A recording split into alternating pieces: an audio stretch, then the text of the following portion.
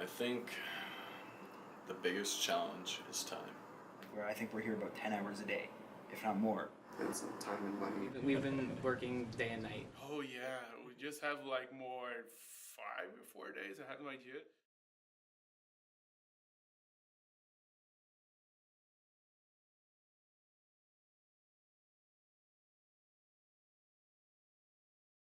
Here at Mr. Parsons, and I'm one heck of a generalist. You throw me pretty much on everything except for I don't want to touch code. That's a personal choice. I can pretty much get it done. My name is Benjamin Romsma. I'm the project lead slash program lead, programmer for Gear Ascension. I'm Michael Noonan. I work mainly in 3D modeling, texturing, and I did a little bit of particles and animation, but my main area is the 3D modeling, texturing. Hi, my name is Jonas. I'm from Brazil, and I'm the 3D modeler and texture artist for the Gear Ascension. I'm Michael Disley. We're working on Gear Ascension. I'm one of the programmers. I did UI for our game. Most of it, anyway. My name is Levi Verpas, and I'm a student at Toronto Film School. And I've been here since the beginning, I guess, which would have been last year, July. And I'm in term 6 now, just working on the capstone game and making video games. Yeah, rock on.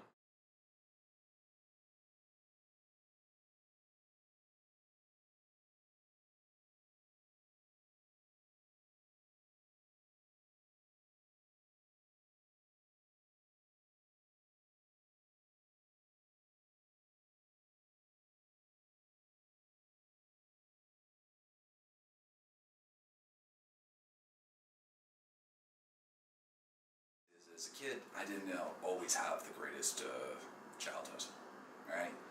And games were an amazing way to not vicariously live through somebody's adventure, but it was like story time. You sit down to a good book and you just want to escape for a little bit, just look at something else, because it's amazing. You get to see grass billowing in the wind in some games. You get to see a tree, and when that wind hits it, groans a little bit. It just pulls you right into there. You don't have to be running around shooting up the place or anything like that to just put down the controller for a second, 5 minutes, it doesn't matter. Listen to the ambient music, all ambient sounds, just pulls you in, and you're like, yeah, that was nice. That made it worth it. And that's an amazing feeling. There is a good feeling that we can end up giving to people just because we're building these worlds. It could still be a war-torn land, but when you conquer the whatever's oppressing those people, they're cheering you on. For a moment, you forget that you're playing a game. People are cheering you on. These are figments of someone's imagination, where they wanted to say, thank you for playing the game. Thank you for being who you are. Thank you for going through this story. We still get those at the end of the books, the little footnotes. But it's not a crowd cheering for you. The pages don't snap their hands together, and that's an amazing feeling that I want to end up bringing to every single person that ends up playing a game of ours. I want to pat them on the back at the end saying, you did good. Like, we built this to take you out, and look where you are. So, why not live as many lives as you possibly can in games, enjoy them for the moments, stop and smell the roses, even though I did you.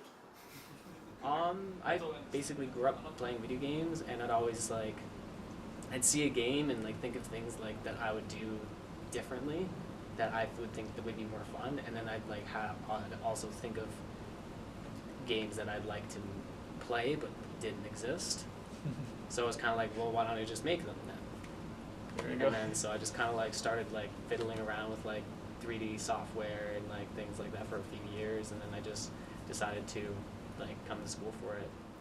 What made me want to become a game developer was basically I love creating. I love making things, whether it's audio or 3D modeling or texturing. I just love seeing the final project or the final product, and just knowing that I've left my mark and basically being immortalized in the internet or interweb or Yeah, whatever you want to call it. I like playing video games. I mean, who doesn't? Like, it's video games, right? I enjoy playing video games and kind of making them suited me. I mean, I've done a lot of jobs in my time, but nothing really stuck. You know, I'm working for a crappy employee, or a crappy employer, working some dead end job. I mean, let's face it, there's a lot of them. But you got to do something you love. I play video games. I make video games. There's nothing much more fun than that, unless you're doing both at the same time. I like to learn. I like lots of pointless trivia, facts, and just sort of like data sheet type stuff. It's very programmer, and I like that, and I like that any piece of that information, whether it be like the color of a car, or a certain car, or like a historical fact or something like that, can be a useful piece of information in a game that becomes relevant in this industry, and any piece of information becomes relevant. Even like psychology and how people think become relevant in like a multiplayer game and tactics. That's what I really like about it. It was an idea. Now it's reality. That's awesome. The idea started, we were planning to make a tower for the game, and then we started seeing more like a cathedral idea for the game, and now we have this tower cathedral thing, where you are David, the main character, and you have you are just land after a snowstorm, and you are looking for a place to stay the night, and you hear this voice on the radio. And you just, okay, I'm here, I'm a treasure hunter, so let's see what I can do here. And as you are progressing to the game, you are finding the enemies, and you're finding how you have to play the game. And you discover this treasure of crystals, and now you want to take those crystals for you. Kind of just like worked out ideas and spent a lot of time really like getting ideas together and like figuring things out as a team. I think what drove the main choices of the game was based upon the popularity of things such as steampunk and third-person action adventure puzzle games. Basically, references is what drove the decision, but also trying to be original. It started off rocky. I mean, we all had our own different opinions. We all wanted to put our own piece of the game in. After a while of sitting there and hashing it out, I think we came to a pretty good standing for a game. And we've came up with a puzzle / action adventure type thing going on, and it looks pretty good. You guys are gonna enjoy it. I think what drove the project's changes and evolution was the fact that our team shrunk in size. 9. It started off So- with a team of, let's see, there was about 30 artists and I think about 15 programmers when we first started. And the attrition rate comes in via people can't financially stay on the team, or they got personal issues that come up, they're not academically succeeding. Those numbers where we had like this mighty powerful 70-person team, now we're down to 9 and like, oh crud, whose job was that last one? We had like 60 people in the team, and then we shrink to 20, and then shrink to 12, and now we have 9. It's difficult, but like I said earlier, I like being a generalist, right? So being able to pick up all those odd jobs has been a pleasure. Sometimes people think they want to make video games, but actually they just want to play video games. And make video games is completely different from play. We got a lot of really good workers on our team. So I designed the character controller, so that's everything the player does in the game. I'm the one who coded it basically. So the movement, the climbing, the attacking, shooting. I think the only real task that I did by myself was UI. That was my main focus. But like, I think almost every part of the aspect, all of the programmers touched in on something. We all helped each other out, coordinated our scripts to communicate well. I'd say I'm all over the game. Audio. So far, I've worked on the the music, the sound effects, the ambient noises, the voice recordings. I've done editing on just about everything, and right now I'm basically just waiting to find out what else we need. Where my role has been, I was heavily into the concept stage. Ended up doing environmental concepts, character concepts, and that steamrolled me into getting into character development. Now I'm doing environmental mod kits. So the job varies every day that I come in, wherever the team needs. I did one of the enemies, the Grenadier, is the one of the propeller in his head. He's one of the big guys you have to fight during the game. And also, I did some assets for the game, like the lever, the church pew you're gonna see in the beginning of the game, the pillars at the boss room. Hard surface modeling, like for robots and stuff. I was really happy that we're doing robots because like that's definitely my area. And that's where I like to work the best. And I'd really like to work on organic modeling, but it's just really difficult. I've been trying, but yeah, definitely, I'm definitely a lot better in like making like robotic stuff, and like guns and like hard surface 3D modeling. My hands are full with animations, so once I get those done, maybe I can create some original compositions for the title screen and the boss fight.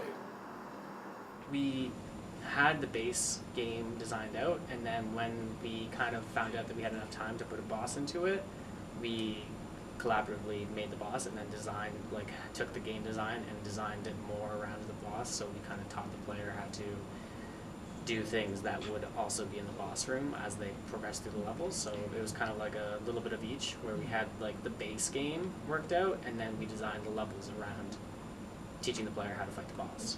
Well, for the boss, we have the idea of making something looking like a Shadow of Colossus, so a really huge boss for the final battle. Divid is more, we use it like Star-Lord from Guardians of the Galaxy and Han Solo for Star Wars as a reference for him. And enemies, we are just making some robots. We use it some reference from Star Wars and from other sci-fi movies, but using the steampunk instead of the sci-fi side. It started off as a tower kind of climbing thing, an ascension to the base. I probably have got it going there. It was an ascending tower to meet a boss. Originally, it was not a dragon. It was a wizard. Now it's robot dragon. It's kind of evolved itself. Just the boss alone. Our game's got magic. It definitely got magic. We added puzzles because the game needed something different. So the puzzles to progress through the level actually made a good kind of gameplay to our game. It gave the player something to do while progressing along. A lot of the damage you do to the boss isn't actually player done. It's mechanics in the room. We have pillars that fall down, can hit them. We have like a drill that comes out of the side of the wall that knocks them over. So I mean, we've done a few creative things with our game. Oh, and Michael Noonan did the model of the boss, Grimoire, which is quite amazing. Our boss is the highlight of our game, and I gotta say, that fight with that final boss is going to be the best thing for our game. We basically conceptualized him as a team. Like there was, I think it was like me, Garrett, Levi, Ben, and Cage. I think that was the team that made developed the battle that goes around him, and then Garrett concepted him with like feedback from us, and then I took the concepts and made him, and we figured out like the three stages. The first stage that he's gonna like have the two stomp attacks where like he pulls the player in with the stomp, and then the second stomp's like an explosion, and then you have to break his legs to kind of knock him down, and then he has to like swipe at you, and you make him hit the pillars, and those will fall on top of him, and then the third stage, you have some of the enemies that explode. They'll spawn out into the boss room, and then you have to kind of use the magnet bullet to pull the enemies into his face for when they explode, and then that's how you beat them. He's like, I think Divot right now comes to about the ankle of him, so you can climb up him as well. There's a few mechanics in it that the design teacher Brad has said that like in term 3, we were listing things we wanted to do, mechanics we wanted to have in the game. And there's a few things that we listed, and him and a few of the teachers had said that you can't do that, it's going to be too hard. So I kind of made it my mission to put those in the game, just because they said it was going to be too hard. So like climbing, it works on any surface, animated surfaces, moving surfaces, upside down surfaces. Like I made it quite robust. Our game is lengthy. I think we started with the idea of doing 5 levels, and we've got 4. Oh yeah, we just have like more 5 or 4 days. I have no idea, and the game is getting along pretty well, and I think we're gonna. It's probably like I think it will be the best game for this school so far. Like where I think we're here about 10 hours a day, if not more. Time is always, it's time and money, but we don't have any money in this, so it's definitely time. And we stayed ambitious all the way to the end. And like I said, Ben was a good motivator for us. We got a lot of it done. Our game seems simple, but I mean, it's our first game. We nothing's going to be expected to be awesome, right? But I'm totally thrilled with it. I've seen some of the games that first students have done even by themselves, and our game is definitely up there. And there was a lot of us doing it. I mean, that was the best part. We had a full team, and a lot of people don't. So the platform we plan on releasing our demo is for PC. So I believe we plan on releasing it on Steam, probably for free, just so people can play our game easily and see all the work we put into it. So yeah. We've been working day and night on it, and it's a large scale project. It's gonna be a good one. I'm really glad that I had this opportunity to work with them. Keep playing and you'll enjoy it, but yeah, no, I'm not gonna lie. You're gonna die. You're gonna die. There was a lot of grind, but I'm happy with where we're going with it. Look forward to dying. Don't get frustrated with dying. There's so much more I want to learn. There's so much more I'm going to go back and redo, just so I get a better clearing of it. Play it, keep playing it, love it.